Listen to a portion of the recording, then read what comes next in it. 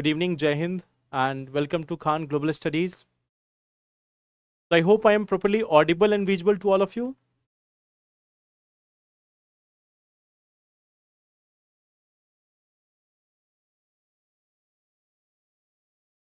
Good evening. So I hope I am properly audible and visible to all of you.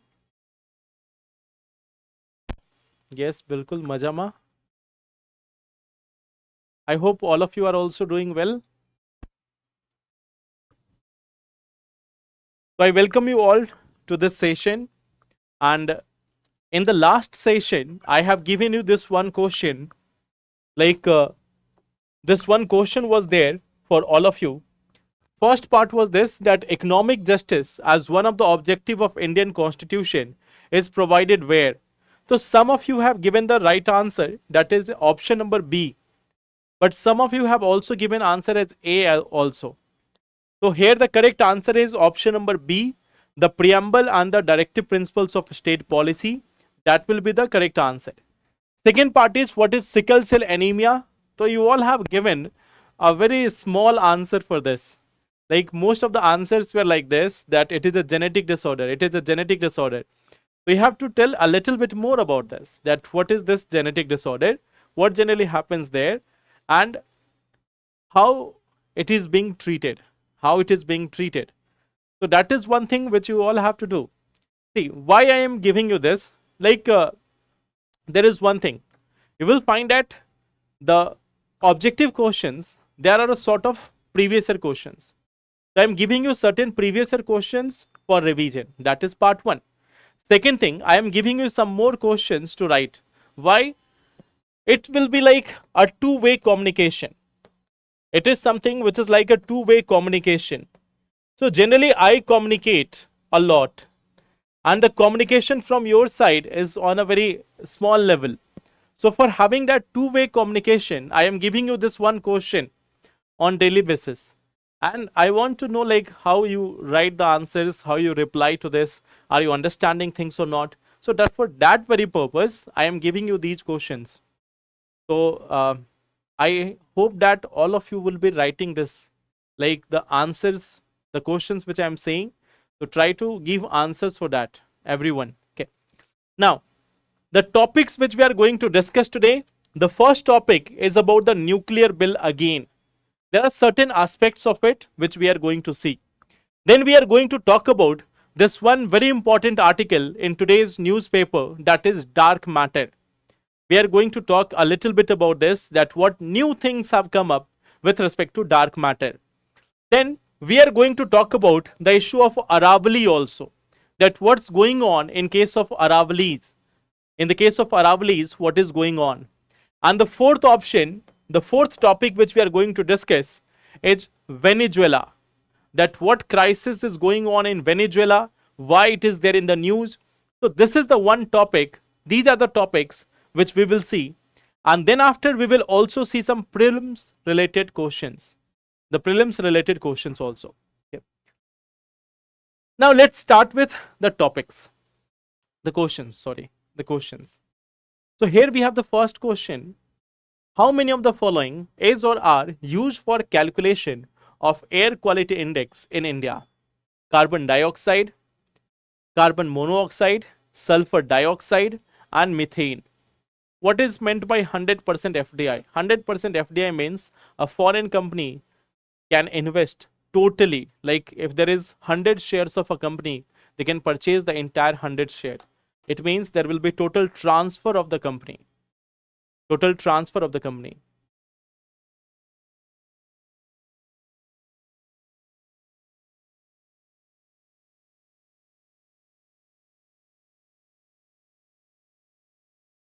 B option. There is one answer from Bharat, that is option number B.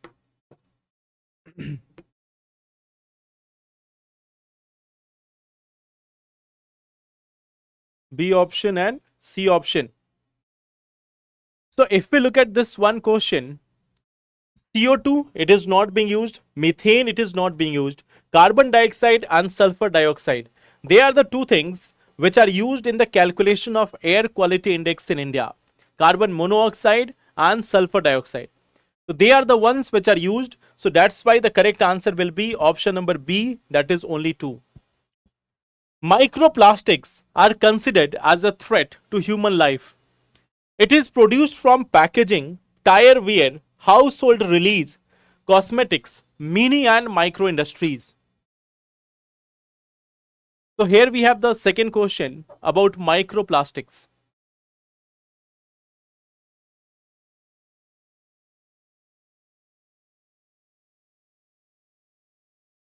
Microplastics are considered as a threat to human life. Second part is saying that it is produced from packaging, tire wear, household release, cosmetics, mini and micro industries. So what will be the answer?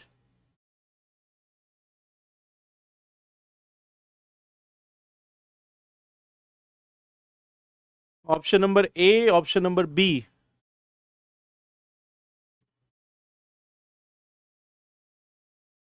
A option, B option. So there is a fight between A option and B option. Now, just look at this one thing. Microplastic is considered as a threat. That is the main assertion. So you have to see that why it is considered as a threat. Why? Now check this statement 2. It is produced from packaging, tire wear, household release. This is a correct statement. But can it explain that why this first statement is correct?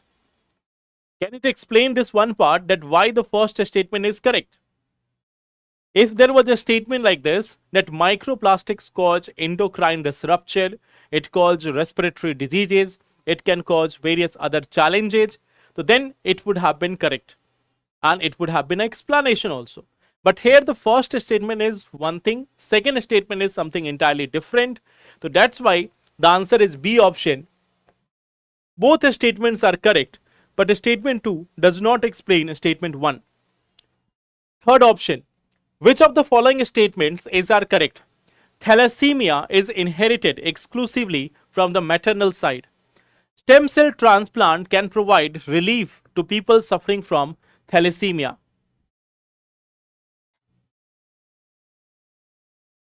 So here we have the third question.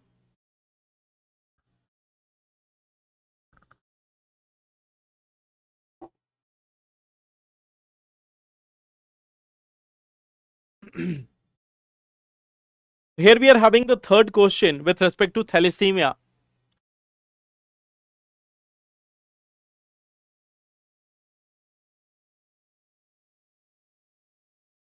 First is not explaining second, that's why.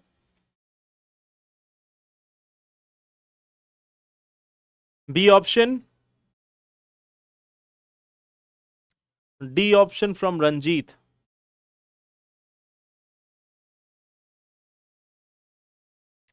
Stem cell transplant. First is absolute. So yes, first is absolute that it is only from the maternal side. No, it is not only from the maternal side. It can be from both parents. It can be from both parents. It is not a X chromosome related disorder. So it can be from both sides. So that's why the first option is incorrect. A stem cell transplant can provide relief to people suffering from thalassemia. The answer is yes. Stem cell transplant or the bone marrow transplant both has the potential. Bone marrow. Okay. So this second option is correct. Stem cell transplant basically means transplantation of the hematopoietic stem cell within the bone marrow. Bone marrow transplant simply means the transplant of hematopoietic stem cell within the bone marrow. So from there we can have the cure of people suffering from thalassemia. So answer will be option number B. Now we are coming to today's topic. And first topic is again all answer B. Sometimes it's like that. It is not intentionally. Sometimes it goes like that. So now we have this nuclear bill. Okay. So there are certain arguments against this nuclear bill. We will try to see that. But just first see all the different aspects of it. We have already discussed certain portions of it. Now we are discussing the remaining parts of this nuclear bill? First thing is, you know that it enables private players. The first thing is, it is enable private players to operate the nuclear power plants. So this is one thing which you all know, that it is going to enable the private players to operate the nuclear power plant. So that is the first part which we can see. Second thing which we can see from here, that responsibility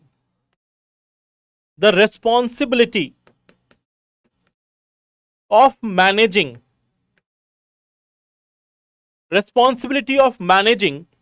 the nuclear waste. So who will be responsible for managing the nuclear waste? Okay. So this responsibility of managing the nuclear waste is going with the government. It is going to be done by the government. And there is also a cap on liability of operator. Cap on liability of operator according to the size of installation. As per the size of the installation, as per the size of the nuclear power plant, there is a cap on the liability of the operator.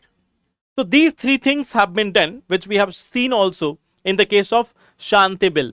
It has been passed by Lok Sabha and it is going to Rajya Sabha. So this may in fact become the first bill out of the three which we have discussed to be passed by the parliament. Because the first bill, the VVG Ramji bill, it will take some time before it is finalized.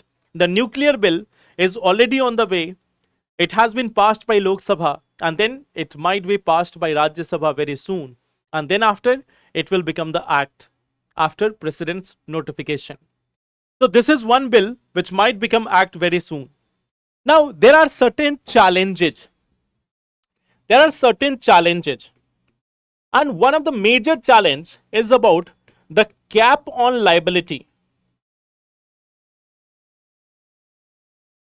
The cap on liability. Now here, there is this one argument of many of the experts that the last cap, the total cap on any operator in dollar, approximately. This is approximately $400 million.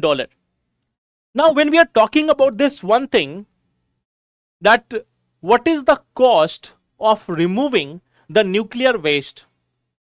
So we have certain example. Cost of removing nuclear waste. The cost of removing the nuclear waste. So here we have some example.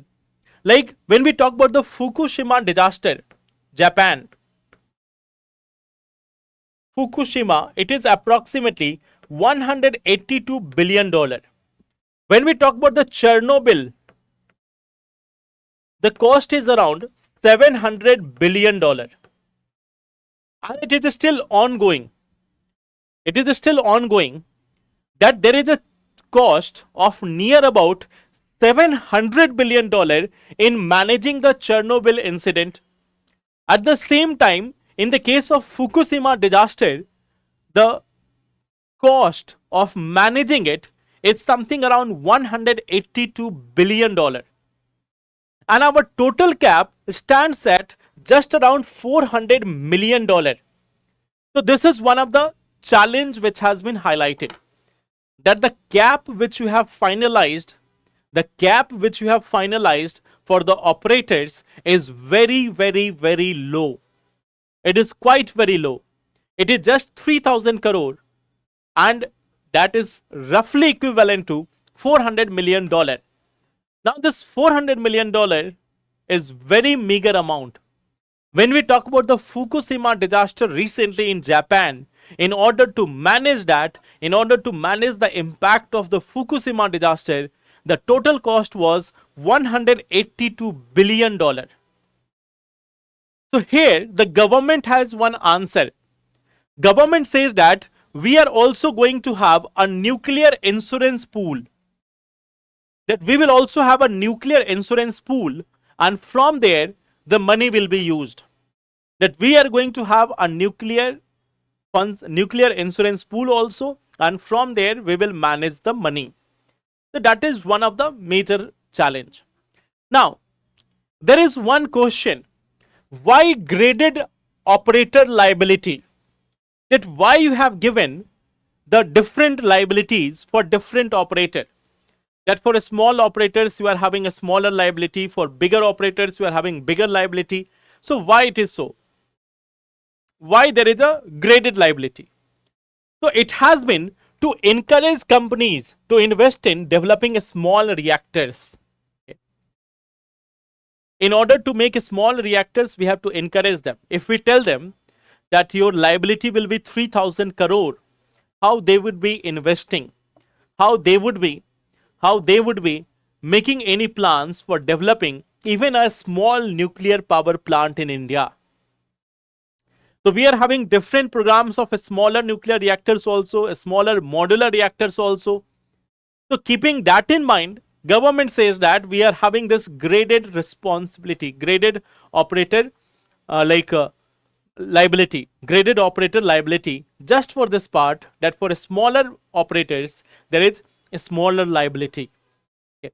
That if someone is having a power plant of up to 150 megawatt, 150 megawatt, so their liability is just around 100 crore rupees, and the remaining one is going to be paid by the government. So this is the second part. Now overall, what is the intent of the government? What is the agenda of the government? What government wants to do? Government aims to boost the clean energy production, improve the grid stability. Now see this one part, this is quite important thing. Grid stability.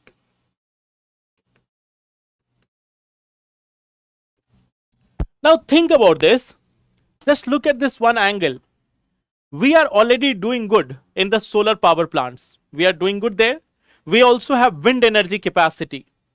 So while we are having solar and wind, why there is a focus on the nuclear energy? Sometimes there will be plenty of sunlight, sometimes there won't be.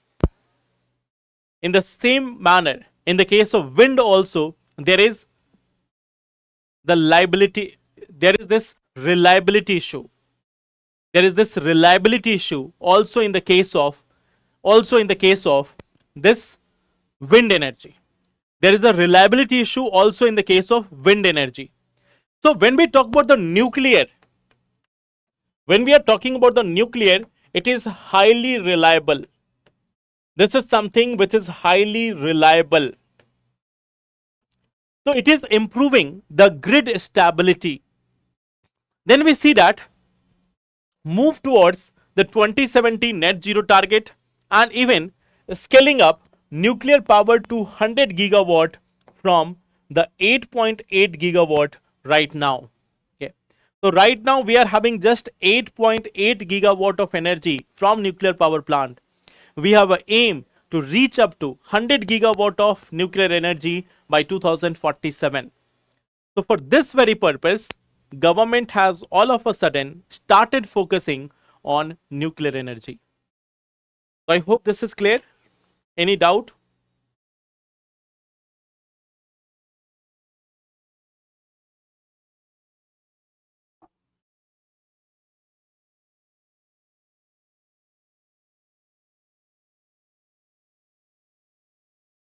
Any doubt or confusion? Now, coming to the next part, that is dark matter. Coming to this next part, that is dark matter. Now, what exactly is dark matter?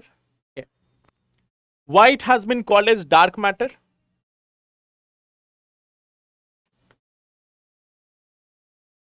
When we talk about dark matter, we generally see that it is a matter for which the properties are unknown.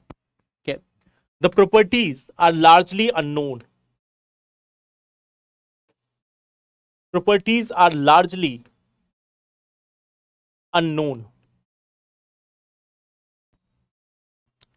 This is something which hardly interacts with matter, hardly interacts with matter or energy. Means there is no such interaction. This dark matter is something which has no such interaction with any such matter or energy. It is having no such interaction with any such matter or energy. So that is also one of the part with respect to dark matter. Now there is third part. So why we are concerned about it? Why we are talking about it? Why we are discussing about the dark matter?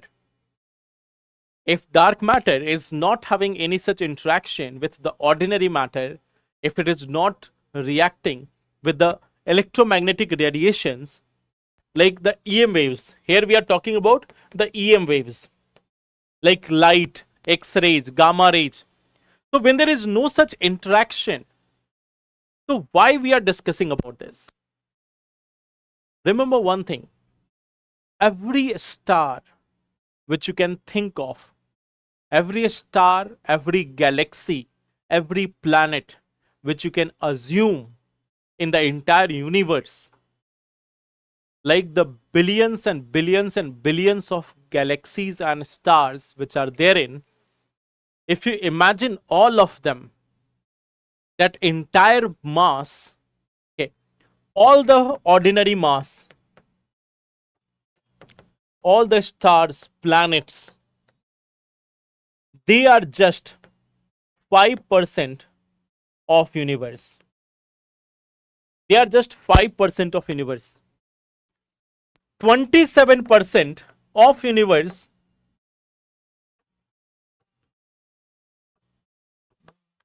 is dark matter. 27% of the universe is dark matter, and the remaining around 68% of universe is dark energy. Dark energy. So you can see from here that this dark matter is a significant part of the universe. How do we know about it?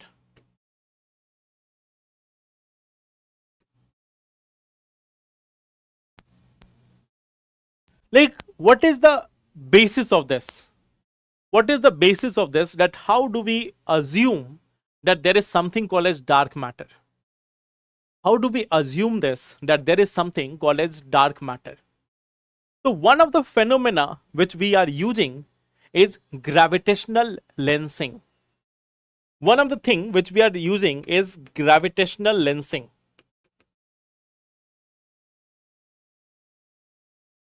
Gravitational lensing.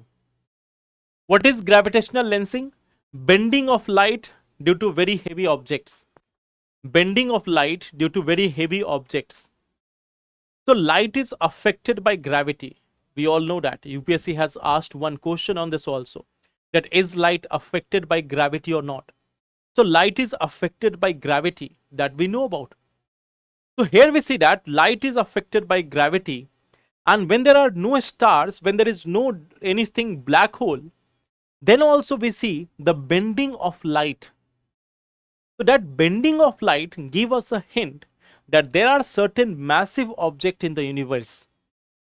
That bending of light is giving us the idea that there is presence of some very heavy objects in the universe, and that is something which we call as dark matter. So that is part one. That is part one, that what is dark matter. Now there is another question, that apart from this, do we know anything else? So there is one thing, the second part, that if dark matter collide, if dark matter collides, then huge energy will be generated. Huge energy will be generated. If dark matter collides, then huge energy is going to be generated. And recently, there is a claim. There is a claim. Okay. And what is that claim? There is a person, Tomonori Totani of University of Tokyo. So some professors, some researchers from the University of Tokyo, they have said that they have identified a gamma ray signal in their study. They have identified a gamma ray signal in their study, and they believe that this signal, this gamma ray signal, this gamma ray signal which they have seen, it is immensely huge. It is immensely huge, and this matches, this one matches with theoretical description of gamma signal from collision of dark matter.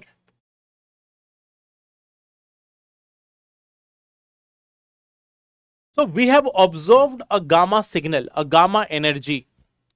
We have got, like the university professor, he has got a gamma ray signal. And this gamma ray signal was so intense, it was so powerful.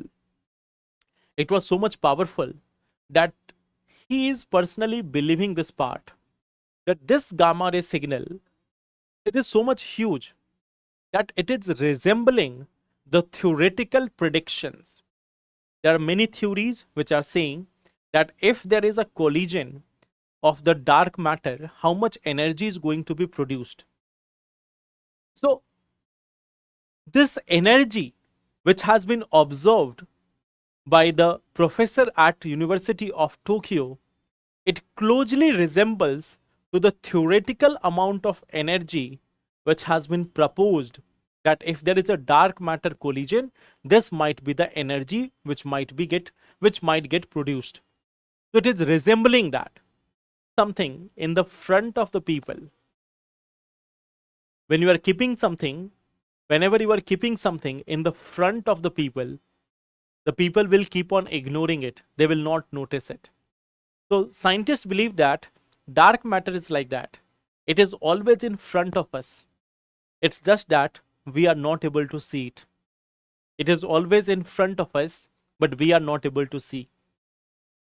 So this is one part about dark matter, that we have seen what is the nature, and we have seen the recent study which claims that they might have just identified, or they might have just detected the presence of dark matter. Okay. So that is the second article. I hope it's clear that what is dark matter and where it is present.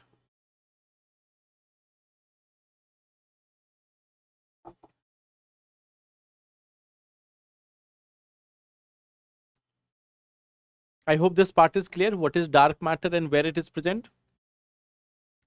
Now coming to the third part, the Aravali Range. So have you heard the news about Aravalis? Have you gone through the news of Aravalis? Anyone?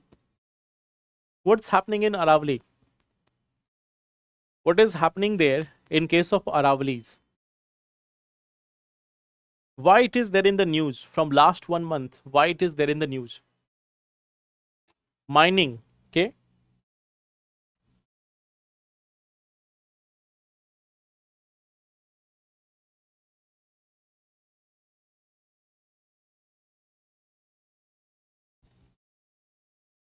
Why it is there in the news?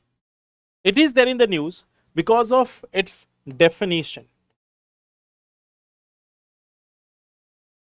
That what will be considered as hill?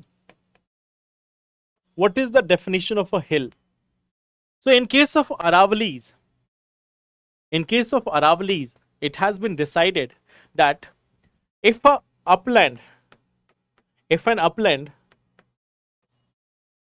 has elevation of 100 meter at least, then it will be considered as hill.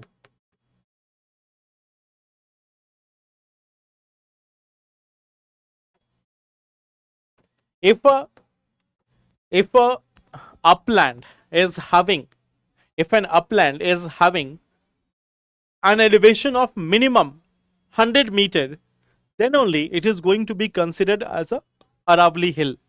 Okay. All others which are having elevation less than 100 meter will not be considered as a hill, and mining can take place there.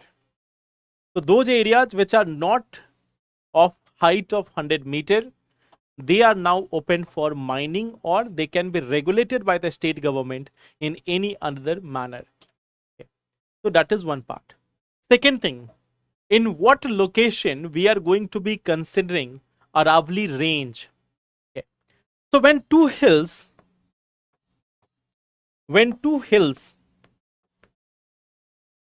are in proximity of 500 meter to each other,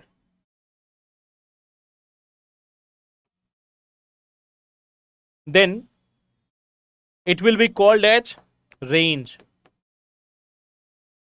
If two hills are there which are separated by a maximum distance of 500 meter, then that area will be considered that at this part there is the Aravali range. Range is a series of hills or mountains, a series of hills or mountains. So there will be consideration of the range only where the hills are separated by no longer than 500 meter, means half kilometer. So if they are separated by just 500 meter, they will be considered as part of a range. Otherwise, they can be considered as single hills. So Aravali range, they have got a new definition. Now, when we talk about the Aravalis, when we are talking about this, they are stretching from Delhi to Gujarat, and the length is around 650 kilometer. Around 650 kilometer, that is the length of it. It is nearly 2 billion year old. So it is older than Himalaya. In fact, it is the oldest mountain range of India. Okay. It is something which is considered as the oldest mountain range of India. This one thing acts as an ecological barrier to prevent the desertification of Indo-Gangetic plains. It is believed that it is preventing the Thar desert from encroaching towards the Indo-Gangetic plains. It is acting as a barrier which is preventing the desert from spreading from the parts of Rajasthan to the Indo-Gangetic plains. Okay. It is arresting the eastward spread of the Thar desert in Haryana, Rajasthan and western Uttar Pradesh. So it is preventing the Thar desert to go towards Haryana, Rajasthan and other regions. Okay. It is also playing a role in stabilizing the climate, supporting biodiversity and recharging the groundwater in this area. So that is the significance of this Aravalis. Okay. That it is quite significant from the ecological point of view, from the climatological point of view, also from the part of like what is its role in case of preventing the desertification. So from all these things, this is quite significant. But we see that in the past 4 decades, it has been excessively quarried for stone and sand.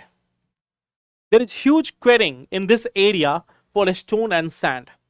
And as a result of this, there is a deteriorating air quality as well as plummeting groundwater recharge. So on one side, due to a stone quarrying, there is the deteriorating air quality, and on the other hand, even the water level is also going down because rainfall is depreciating, rainfall is decreasing. Okay. So what we see that, like what is the direction by the court? The court, what it has said? Okay. It says that there will be a detailed management plan, that there is going to be a requirement of management plan for the Aravalis.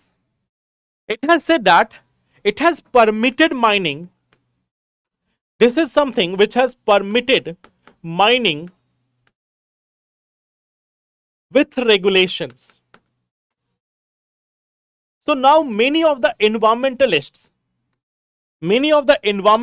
are saying that why are you allowing mining now in the case of Aravalis?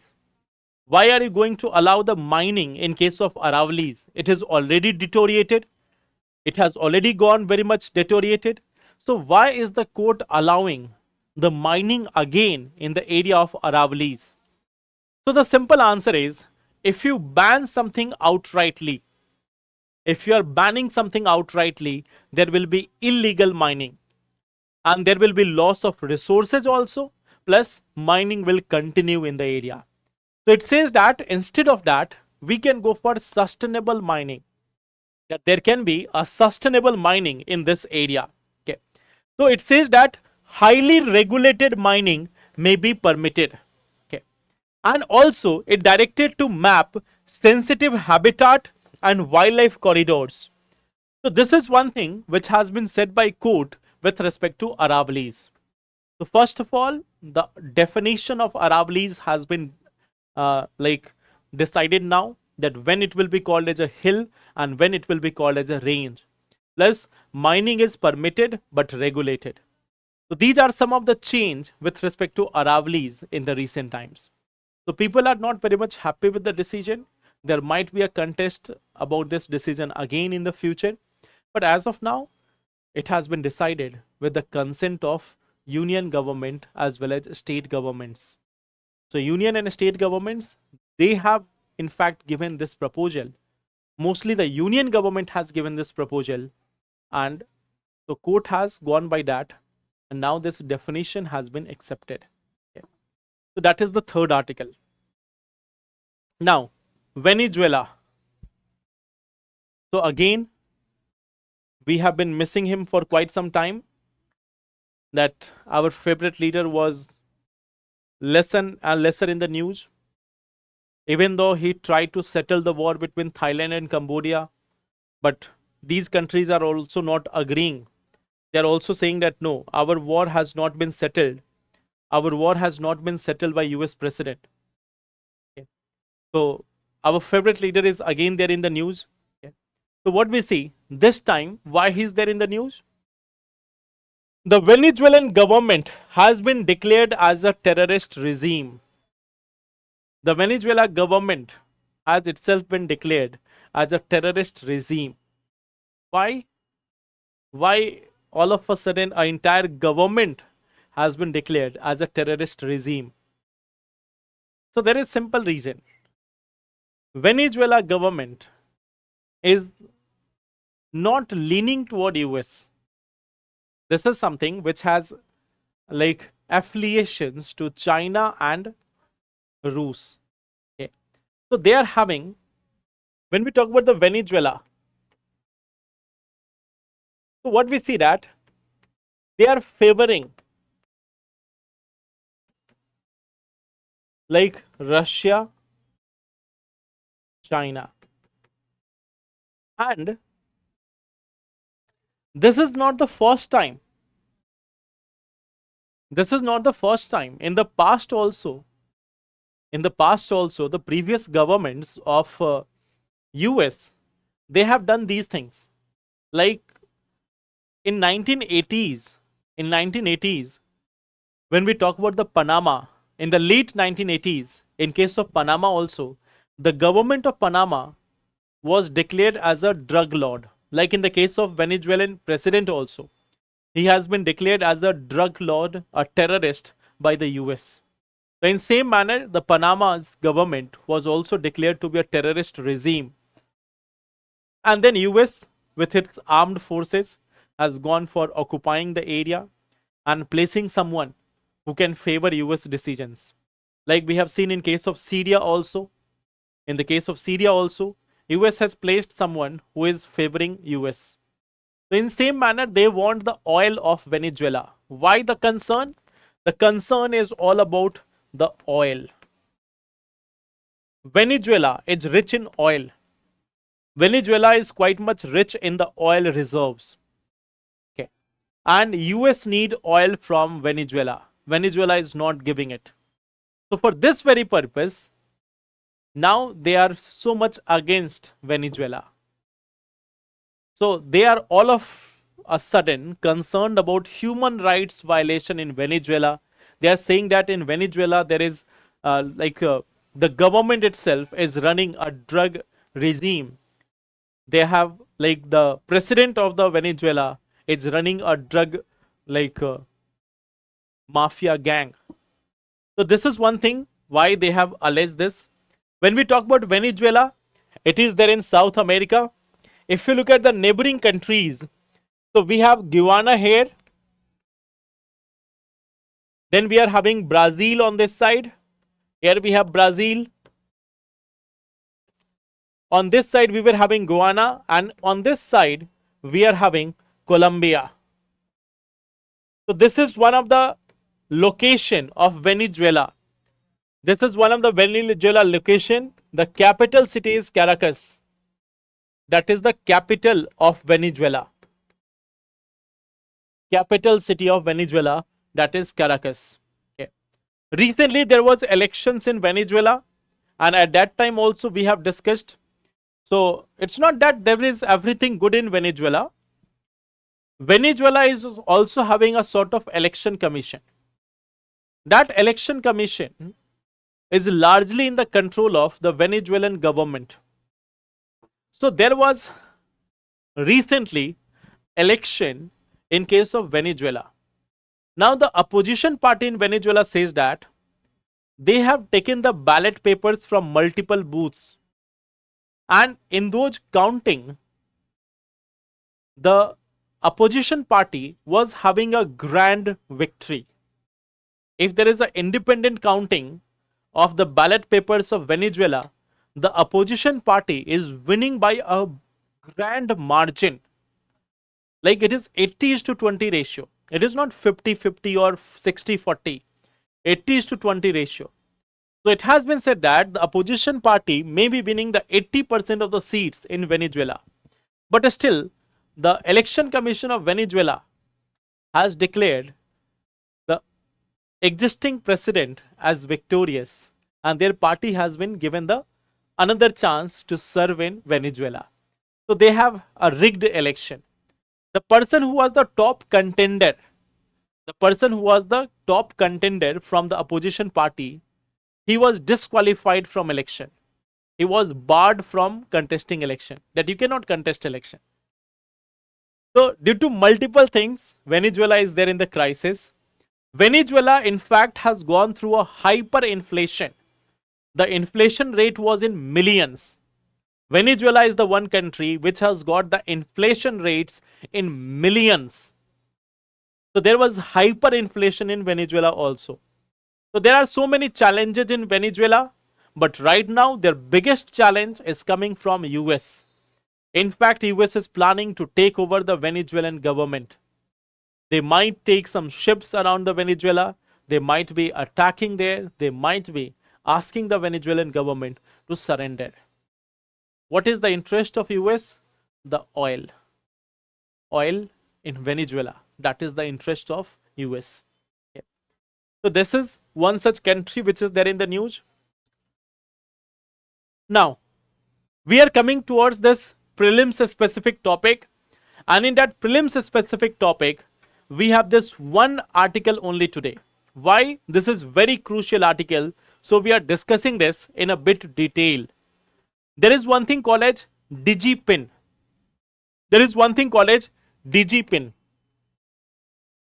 Okay, digital pin or DigiPin. So what exactly this is? It is the new geocoded digital address system. Okay, so it is something which is a digital address. Now, right now you may be having your pin code like 110001 or 8420001, 800001. So you are having pin code of your location. You are generally having pin code of your location. But you will find that pin code is not of a small area. Pin code is not of a small area, it is often of a very large area. A very large area is covered under the pin code. So now, keeping that in mind, now we are having the DigiPin. It has been developed by India Post in collaboration with IIT Hyderabad. Okay. So this is going to be a 10 character alphanumeric code representing a 4 into 4 meter grid. It is just 4 into 4 meter grid. Okay. And it will make the address precise, easy to share, and universally accessible. So it is like going to convert the longitude and latitude of a place in form of a 10 character alphanumeric digit. Okay, alphanumeric character. So using that, people will have their address. Like right now, you are having your Aadhaar card as the identity of yourself. In same manner, the address will also be in that alphanumeric number. And it is 4 into 4 square meter. 4 meter is like roughly around 12 feet. So it is 12 feet by 12 feet approximately. Okay. It is 4 into 4 square meter. Okay. So what we see that it is very precise 4 into 4 square meter grid location. It is open source and privacy friendly, so no personal data is going to be stored. It works offline and is publicly accessible. It enables address as a service for citizen, business, and government. Okay. So this is one part which we see here. It is available offline and online both, and there is no personal data which is being like stored by this platform of DigiPin. Okay. In fact, you will see this one thing that, like suppose that if you compare this, there is one thing called as pin code. So here in the case of coverage, it is large area, locality or neighborhood. But in case of DigiPin, it is 4 into 4 meter grid. Okay. Then what we see that if we talk about the format, it is 6 digit like 110001. This is the pin code of Delhi, New Delhi. This is the pin code of New Delhi 110001. Whereas when we talk about this, it is going to be 10 character alphanumeric like 4P3, 3JT, 392P. So in different manner, this is going to be there. In different manner, it is going to be there. In this format, it may be there. When we talk about the personal data, it can be linked to the address. But here we see that in the case of DigiPin, no personal data is stored. Okay. And offline use can be done in case of DigiPin. Navigation, it is quite much precise. Okay. So when we are talking about DigiPin, this is the next generation of address. Finding locations in remote areas was one of the most difficult tasks. Finding locations in remote areas is one of the most difficult tasks, but with the help of DigiPin, now it will be quite convenient. Suppose that you have to tell about some locations in a village in a distant area, distant city of India. Now if we tell people, even if you give them to search on Google, it is quite difficult. But with the help of this, now people can have that location pinpointed. They can easily reach there. It is same like, suppose right now, you might be sharing your current location with your friends or family. Like suppose if you have to ask someone to reach to you, what you generally do? You open up your WhatsApp and share the current location. In same manner, now this will be one such format in which you can share the location to the people and people can come to your location quite easily. Okay. So this is one part which we can see. Okay. So that is all for today. This is one question for you, that which of the following statement correctly describe the fourth schedule of Constitution of India, and also give examples of fold mountains of the world. So these are the questions for today. Like I told you that we want to make this session like in a two-way communication mode. So I expect all of you that you will be giving the response for these two questions. Okay. So thank you everyone.